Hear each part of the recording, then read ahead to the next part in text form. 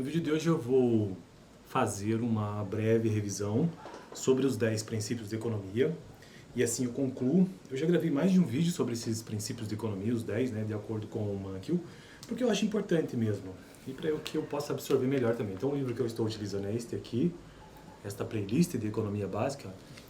Ela está baseada, né, neste livro, Introdução à Economia, do Gregory Mankiw.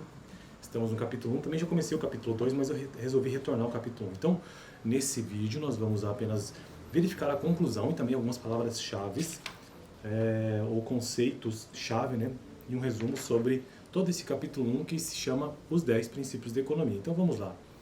São 10 princípios de economia e todos eles estão divididos em 3 categorias que tentam explicar alguma parte específica que envolve a economia. Então, os 4 primeiros princípios tentam explicar como as pessoas tomam decisões, então mais no nível individual. Os princípios 5, 6 e 7, lembrando, são 10, tentam explicar como as pessoas interagem, então nós estamos partindo do indivíduo para o coletivo. E por fim, os 3 últimos princípios tratam ou buscam explicar como a economia funciona. Saímos do indivíduo e agora fomos para o social e de fato para a sociedade como um todo, como a economia inteira funciona. Vamos lá então ao texto. Agora você já teve uma amostra do que trata a economia nesse capítulo 1, né? Principalmente os 10 princípios. Nos capítulos posteriores serão desenvolvidos muitos assuntos específicos sobre as pessoas, os mercados e as economias. Isso porque os 10 princípios de economia, como eu disse, eles buscam explicar basicamente então as pessoas, os mercados e as economias. Dominá-los exigirá algum esforço, mas não será uma tarefa árdua. O campo da economia se baseia em algumas grandes ideias que podem ser aplicadas em muitas situações diferentes. Isso é uma verdade, né? Ao longo do livro serão feitas, né, referências com relação aos 10 princípios de economia, por isso que eu estou gravando de novo esses 10 princípios, e mesmo gravando de novo ainda não consegui colocar todos na minha cabeça, mas ao longo do livro esses princípios eles vão surgindo conforme o capítulo, e esse livro é enorme, né? Então, tá. Mantenha esses princípios em mente, pois até a mais sofisticada das análises econômicas se fundamenta neles. É por isso que eu, então, volto a repetir, por isso que eu estou repetindo esses princípios, porque eu sei da importância deles. E aqui portanto, vou mencionar cada um dos 10 princípios. Vamos começar com os 4 primeiros que buscam explicar como as pessoas tomam decisões. Princípio de economia básica número 1, as pessoas enfrentam trade-off. E o que aqui isso significa? Que as pessoas possuem ou têm que enfrentar escolhas conflitantes, por exemplo, entre comprar produto A e produto B. Se ela tiver que escolher entre dois, ali existe um trade-off. Sempre existe uma escolha. Eu estou fazendo uma escolha de estar aqui gravando vídeo ao invés de estar em outro lugar. Então, isso é uma escolha conflitante e este é o princípio básico número 1 da economia. As pessoas enfrentam trade-offs. Princípio número 2, o custo de alguma coisa é aquilo que você desiste para obtê-la. O custo de alguma coisa é aquilo que você desiste para obtê-la. Por exemplo, eu estou aqui gravando vídeos, mas eu poderia estar em casa. Então, o custo de oportunidade de eu estar aqui gravando vídeo, o que está me custando basicamente é eu estar em casa. Eu estou deixando de estar em casa. Então, o custo de eu estar aqui é o custo que eu estou tendo em não estar em casa, sabe? Então, isto é o segundo princípio da economia básica. O custo de alguma coisa é aquilo que você desiste para obtê-la. Você pode estar viajando, fazendo uma viagem para São Paulo, por exemplo, se você mora no Rio de Janeiro, mas você está deixando de estar no Rio de Janeiro quando vai para São Paulo. Então, o custo de oportunidade de se dirigir até São Paulo é não estar no Rio de Janeiro, por exemplo, beleza? Então, é basicamente isso. Agora, aplicando isso nos negócios, eu vou escolher entre abrir uma empresa que vende salgados ou uma empresa que vende doces. Beleza, eu escolhi, tive uma escolha conflitante, cheguei a um resultado e eu quero abrir uma empresa que trabalha com salgados. Esta é a escolha, precisei enfrentar uma escolha conflitante.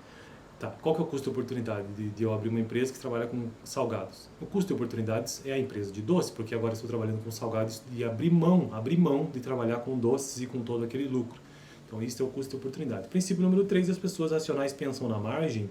Isso é o pensamento marginal, lembrando que os 4 primeiros princípios tratam como as pessoas tomam decisões.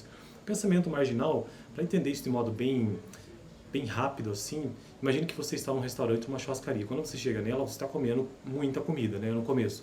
Isso tudo vai acabando com o tempo, você vai se sentindo cada vez mais saciado. Então isso é a lógica racional, do pensamento racional na margem. Então, quanto mais você tem algo, mais ele se aproxima daquilo que você já não precisa mais. Então, as pessoas racionais pensam na margem. O quê? Na relação que existe entre custo e benefício. eu estou na churrascaria comendo carne pra caramba. Então eu tenho muito benefício, muito benefício, muito benefício. O gráfico vai se comportando assim, ó. Eu tenho muito benefício, muito benefício, muito benefício, muito benefício, até que chega um momento que esse benefício vai diminuindo, ele vai ficando reto no gráfico, até que esse benefício deixa de ser um benefício e se torna um custo. Então custo-benefício, relação custo-benefício, a relação custo-benefício é isso, que em algum momento o que é benefício deixa de ser benefício e se torna um custo. E este momento marginal entre o benefício e o custo é o nome que se dá nesse terceiro princípio da economia, que as pessoas racionais pensam na margem, em que momento que há essa troca. Então, sempre que você pensar na relação custo-benefício, você está automaticamente sendo uma pessoa racional e pensando na margem. Quarto princípio, as pessoas reagem a incentivos, esse é o quarto princípio, e basicamente isso significa o que eu acabei de dizer, né? Que todas as pessoas reagem a algum tipo de incentivo. Você vai para a escola, tira uma nota, isso te incentiva. Você vai para o trabalho, ganha um salário, isso te incentiva.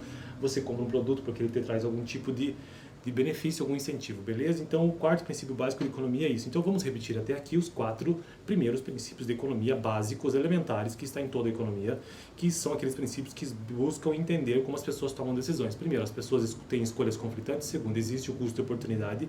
Terceiro, as pessoas pensam na margem, relação custo-benefício. E quarto, as pessoas reagem a incentivos. 4 princípios básicos. Agora vamos avançar para os próximos 3 princípios que buscam entender como as pessoas interagem.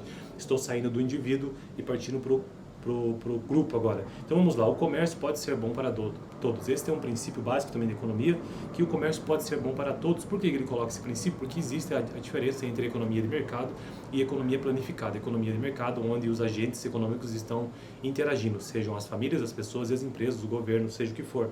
Agora, numa economia planificada não existe essa interação. Essa interação, a definição do que seja oferta e demanda é definida, ou principalmente a oferta, né, é definida pelo governo. Então, nesse caso aqui, ele está colocando como quinto princípio básico da economia que o comércio pode ser bom para todos. Pode ser bom. Não que ele seja. Ele possui falhas, inclusive, suas externalidades, entre outras, falhas de mercado. Ele apenas coloca como princípio básico da economia de que os mercados podem ser bons para todos. É diferente de um lugar onde não existe uma economia de mercado, né, como uma economia socialista, por exemplo. Sexto princípio, os mercados são geralmente uma boa maneira de organizar a atividade econômica. Aqui ele só aprofunda essa questão do comércio pode ser bom para todos, no sexto princípio, dizendo que os mercados geralmente são, não que eles são necessariamente, mas eles geralmente são uma boa maneira de organizar a atividade econômica. Isto, por que ele não é perfeito? Porque nós temos falhas de mercado, e essas falhas de mercado são algumas, entre elas as externalidades, entre outras, inclusive, que não vou mencionar aqui, até porque ele não aprofunda, mas é bom saber que o sexto princípio da economia e o quinto tratam sobre a economia de mercado. O quinto é o comércio pode ser bom para todos. O sexto, que os mercados são geralmente uma boa maneira de organizar a atividade econômica. E sétimo princípio, olha só, sétimo princípio, às vezes, os governos podem melhorar os resultados de mercado. Por quê? Porque eu acabei de mencionar que o mercado ele é imperfeito na medida em que ele possui falhas de mercado. E o Estado pode, muitas vezes, corrigir isso. O Estado pode, muitas vezes, corrigir isso porque ele não está pensando no lucro em si, ele tem um controle maior sobre a distribuição da riqueza, ele pode fazer isso. O mercado pode aumentar o tamanho do bolo e o Estado pode distribuir melhor essas fatias do bolo, né? Pode deixar isso de maneira mais igual por meio das leis, enfim, várias maneiras, ou das políticas econômicas. Então, até aqui, 4 primeiros princípios sobre como as pessoas tomam decisões, 3 princípios sobre como as pessoas interagem a partir do comércio e, por fim, os últimos 3 princípios que buscam explicar como a economia funciona. Princípio número 8. O padrão de vida de um país depende de sua capacidade de produzir bens e serviços. Muitos economistas não concordam com isso, principalmente aqueles heterodoxos, os mais à esquerda, mas sim, o que os números nos dizem é que quanto maior o nível de produtividade, ou seja, quanto maior a capacidade de produzir bens e serviços de um país, maior a sua riqueza, maior o padrão de vida de um país, ou seja, maiores serão os salários, mais você poderá consumir entre outros fatores. Então, este é o primeiro princípio de como a economia funciona. Maior produtividade, maior produção de bens e serviços, maior padrão de vida. Nono e penúltimo princípio, os preços sobem quando o governo emite moeda demais. Isso também muitos economistas, principalmente heterodoxos, não concordam, aqueles mais à esquerda, eles defendem, na verdade, que o governo deveria emitir moeda, mas numa economia ortodoxa, tradicional, os preços sobem quando o governo emite moeda demais. Isso porque se o governo ele tem o controle sobre sobre si, né, de quem é ele que emite moeda. Se ele emite moeda demais, essa moeda começa a se tornar muito presente na economia. Logo, se você tem uma grande quantidade de moeda, ela tende a perder valor. E se ela tende a perder valor, as pessoas tenderão a aumentar os preços de tudo. Aumentando os preços de tudo, logo nós teremos mais inflação. É basicamente isso. Imagine que você tenha, ao invés de, vamos supor aqui só para a gente entender, você tenha na sociedade inteira aí 100 quilos de ouro, e de repente você tem 1.000 quilos de ouro. 100 quilos de ouro vale um valor, certo? Tem um certo valor na sociedade. 1.000 quilos de ouro não tem o mesmo valor. Então isso é diluído, isso é dividido e passa a ter menos valor. Então a moeda ela tem menos valor e isso é refletido nos preços, porque uma vez que tem mais moeda em circulação, todo mundo tende a aumentar os seus preços, gerando inflação.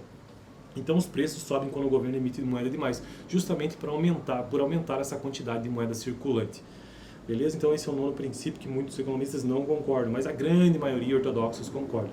O 10º princípio, que tem a ver com o nono: a sociedade enfrenta um trade-off de curto prazo entre inflação e desemprego. Esse é um princípio que até hoje ainda não compreendi ele perfeitamente, mas com o tempo eu sei que eu vou compreender, porque existe mesmo essa relação. Isso é estudado bastante em macroeconomia, essa relação de curto prazo entre inflação e desemprego. Deixa eu até ver se eu consulto novamente esse princípio para a gente entender um pouco melhor. Embora o nível mais alto dos preços seja ao longo prazo o primeiro efeito do aumento da quantidade de moeda, então no longo prazo, o aumento de moeda vai gerar inflação, beleza? O aumento da quantidade de moeda. No curto prazo a situação é um pouco mais complexa. É por isso que muitos economistas de esquerda gostam de emitir moeda, porque dizem que no curto prazo isso não tem problema. Muitos economistas descrevem o efeito curto prazo de injeção monetária como o aumento da quantidade de moeda na economia e estimula o nível geral de consumo. E realmente, né, coloca mais moeda no mercado, você terá um aumento geral de consumo e, portanto, a demanda por bens e serviços. O aumento da demanda pode, com o tempo, levar as empresas a elevar os preços, porém, nesse interim, esse aumento também incentiva as empresas a contratar mais mão de obra e aumentar a quantidade de bens e serviços produzidos. Maior contratação significa menor desemprego. Então, este princípio, a sociedade enfrenta um trade-off de curto prazo entre inflação e desemprego, é que, no longo prazo, uma economia terá inflação com a emissão de moeda. E também terá desemprego, né? Porque se você tem inflação, logo você terá desemprego. Mas no curto prazo, existe essa escolha assim: se existe a emissão de moeda, logo a demanda está aquecida. Se a demanda está aquecida, a maior produção de bens e serviços, os preços tendem a subir porque eles aumentam, porque existe maior demanda.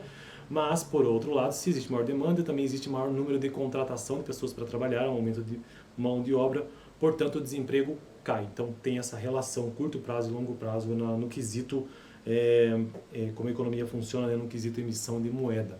Beleza? Eu fico por aqui. Esse foi o vídeo que eu fiz um super resumo de todos os 10 princípios, com as minhas palavras mesmo aqui, do que eu lembrei de cabeça. E no próximo vídeo, então, vamos tratar sobre o resumo desse capítulo e as palavras e os conceitos-chave, que eu achei que ia dar para fazer nesse vídeo, mas ele vai ficar longo demais. Dá uma olhada no próximo vídeo, então, valeu. Estou construindo essa playlist de economia básica toda segunda-feira aqui no canal.